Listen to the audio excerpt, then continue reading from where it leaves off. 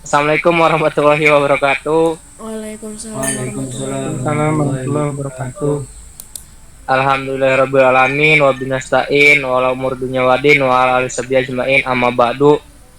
Yang saya hormati kepada Bu Desmira selaku dosen pengampu pembelajaran rangkaian listrik 2, dan yang saya banggakan kepada teman-teman sekelompok saya yang mudah-mudahan selalu diberikan kesehatan dan kelancaran. Amin ya rabbal alamin. Nih, Oke, pada kesempatan kali ini kami akan melakukan diskusi tentang komponen elektronika pasif dan aktif yang sudah kami cari, itu dari judul buku Encyclopedia of Electronic Components Volume 1. Oke, di sini saya selaku MC akan membacakan susunan acara sebagai berikut. Yang pertama pembukaan, yang kedua pembacaan materi oleh rekan-rekan saya, yang ketiga penutup. Untuk mengefektifkan waktu, marilah kita buka acara ini dan membaca basmalah. Bismillahirrahmanirrahim. Lim, Oke, sebelum melanjutkan ke acara pematerian, di sini saya akan memperkenalkan kelompok 2, yaitu yang pertama ada Ahmad Dita Maulana, ada Ratnasari, ada Eti Septiudin, Nasrudin.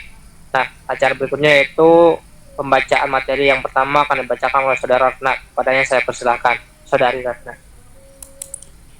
Terima kasih kepada moderator. Di sini kita bakal ngejelasin tentang komponen elektronika pasif dan aktif, dan apa aja sih macam-macam dari elektronika pasif dan aktif. Sebelum itu, ke pengertian dari elektronika. Komponen elektronika adalah elemen dasar yang digunakan untuk membentuk suatu rangkaian elektronika dan biasanya dikemas dalam bentuk diskrit dengan 2 atau lebih terminal penghubung. Setiap komponen elektronika memiliki fungsinya masing-masing dalam suatu rangkaian elektronik. Ada yang berfungsi sebagai penghambat, ada yang berfungsi sebagai penguat, ada yang berfungsi sebagai penghantar, ada juga yang berfungsi sebagai penyaring, dan ada yang berfungsi sebagai pengendali. Komponen elektronika tersebut juga memiliki nilai dan tipenya masing-masing, sehingga dapat menjalankan fungsinya sesuai dengan keinginan para perancang rangkaian elektronika. Di komponen elektronika pasif terdiri macam-macamnya itu ada resistor, kapasitor, induktor, dan transformator. Lalu di komponen aktif dia ada dioda, ada transistor, ada LED atau LED, ada IC. Selanjutnya saya kembalikan ke moderator. Terima kasih. Oke, terima kasih kepada Saudari Ratna. Nah, untuk pembacaan materi berikutnya yang akan dibawakan oleh Saudara Adit, kepada yang saya persilakan. terima kasih kepada moderator. Di sini saya akan membacakan macam-macam komponen pasif adalah untuk menghambat aliran arus dan memaksakan pengurangan tegangan. Ini terdiri dari 2 kabel atau konduktor yang dipasang pada ujung atau sisi yang berlawanan dari konduktor listrik yang relatif buruk, yang resistansinya diukur dalam ohm secara universal diwakili oleh simbol omega Yunani. Selanjutnya ada kapasitor. Kapasitor yang terhubung melalui sumber daya DC akan mengumpulkan muatan yang kemudian bertahan setelah sumber terputus. Dengan cara ini, kapasitor menyimpan dan kemudian lepaskan energi seperti baterai, isi ulang kecil, laju pengisian atau pengosongan sangat cepat, tetapi dapat dibatasi oleh resistor seri yang memungkinkan kapasitor digunakan sebagai komponen pengatur waktu di banyak rangkaian elektronik. Selanjutnya ada induktor. Induktor adalah kumparan yang menginduksi medan magnet dalam dirinya sendiri atau dalam inti-kibat arus yang melewati kumparan. Ini dapat digunakan di sirkuit untuk memblokir atau membentuk kembali arus AC atau berbagai jenis stok. Itu dapat melindungi peralatan sensitif dari lonjakan tegangan destruktif. Kembalikan kepada moderator. Oke, Terima kasih kepada teman saya Adit. Selanjutnya pembacaan materi yang akan dibacakan oleh Saudara Nasrudin. Padanya saya persilakan. Baik, terima kasih kepada moderator. Di sini saya akan memaparkan materi tentang macam-macam komponen aktif. Nah, di sini ada catu daya AC/DC, di mana catu daya AC/DC ini mengubah sewa arus bolak-balik atau AC ke dalam arus searah atau DC yang dibutuhkan sebagian besar perangkat elektronik. Biasanya pada usia volt yang lebih rendah. Jadi, terlepas dari namanya, catu daya sebenarnya membutuhkan catu daya eksternal untuk beroperasi.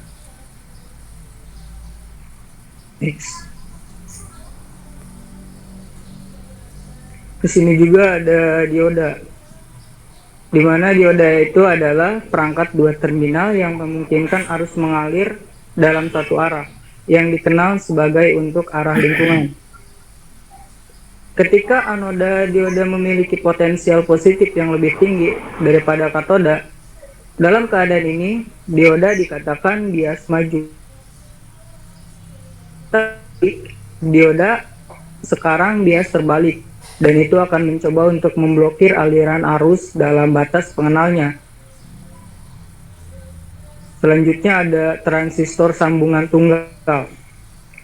Terlepas dari namanya, transistor uninjection atau UJT dan transistor uni-injection yang dapat diprogram atau PUT bukanlah perangkat penguat arus seperti transistor bipolar. Mereka mengganti komponen yang lebih mirip dengan dioda daripada transistor. Selanjutnya ada transistor bipolar, di mana transistor bipolar memperkuat fluktuasi arus atau dapat digunakan untuk menghidupkan dan mematikan arus.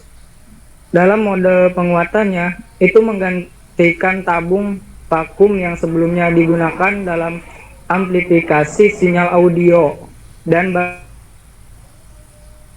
dalam mode switching menyerupai Arbor bearing lagi meskipun dalam keadaan mati. Transistor masih memungkinkan aliran arus dalam jumlah yang sangat kecil yang dikenal sebagai kebocoran. Cukup sekian dari saya kembalikan kepada moderator. Baik, terima kasih kepada Saudara Nasrudin dan kepada semua rekan-rekan saya yang sudah membaca materi. Nah, sesi berikutnya di sini saya akan sedikit bertanya-tanya kepada kalian karena di sini kita sistem diskusi. Menurut kalian tuh komponen pasif dan aktif itu seperti apa? Ada yang mau menambahkan? Mau dong. Dari saya, komponen aktif itu komponen yang memerlukan arus listrik. Kenapa dia memerlukan arus listrik? Ya karena kalau misalkan tidak ada arus listrik, komponen seperti dioda dan yang lainnya pun tidak akan bekerja. Lalu komponen pasif, dia tidak harus memerlukan arus listrik. Itu dari saya sih tambahannya. Kalau misalkan dari teman-teman yang lain mau nambahin, silahkan. Bagaimana Saudara Adit mau menambahkan? Mungkin dari saya cukup, dan penjelasan dari Saudara Ratna juga sudah sangat jelas menurut saya. Jadi segitu saja. Oh iya, di sini saya juga sedikit akan memaparkan bagaimana sih menurut kalian tentang komponen pasif dan aktif dalam kehidupan sehari-hari itu seperti apa gitu? Gimana? Mungkin kalau dari saya menjawab tentang komponen aktif. Komponen aktif ini dia kan di situ kan membutuhkan sumber energi. Biasanya kan dari dioda, transistor gitu kan. Dan si transistor ini banyak digunakan untuk memperkuat sinyal listrik dan sebagai perangkat switching.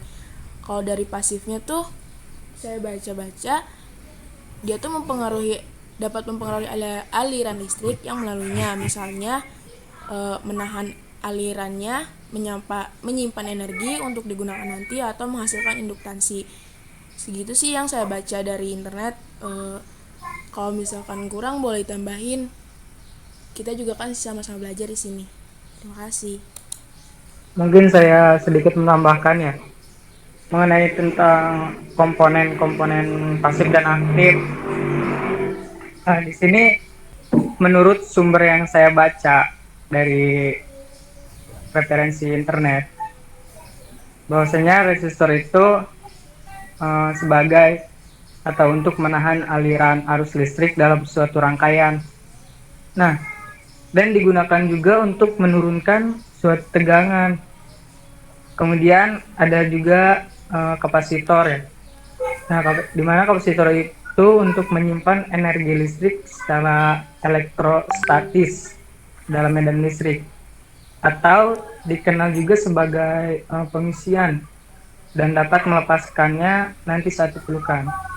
Kemudian juga induktor. Nah, di mana induktor ini untuk menyimpan sebuah energi listrik dalam medan magnet. Mungkin dari cukup sekian. Oke, terima kasih kepada teman-teman semuanya. Mungkin kita bisa cukupi ya untuk diskusi kali ini, karena pemahaman kita sudah hampir rata-rata semua paham. Untuk kesimpulannya yaitu komponen aktif merupakan komponen elektronika yang memerlukan arus listrik untuk bekerja. Contoh komponen aktif dioda, transistor, lag emitting dioda, dan tabung elektron. Sedangkan komponen pasif merupakan jenis komponen elektronika yang tidak memerlukan arus listrik untuk bekerja. Contoh komponen pasif, resistor, kapasitor, induktor, dan formator. Nah, selanjutnya itu penutup. Mari kita sama-sama membaca hamdalah penutup kegiatan kali ini. Alhamdulillahirrahmanirrahim. Alhamdulillahirrahmanirrahim. Oke, saya dari perwakilan mengucapkan maaf dan kurang dan lebihnya mohon maaf dari kami kelompok 2 apabila ada kata-kata ataupun hal yang lain yang tidak mengenakan. Kami dan dari kelompok 2 mengucapkan sekian dan terima kasih. Assalamualaikum warahmatullahi wabarakatuh. Waalaikumsalam. Waalaikumsalam. Waalaikumsalam warahmatullahi wabarakatuh.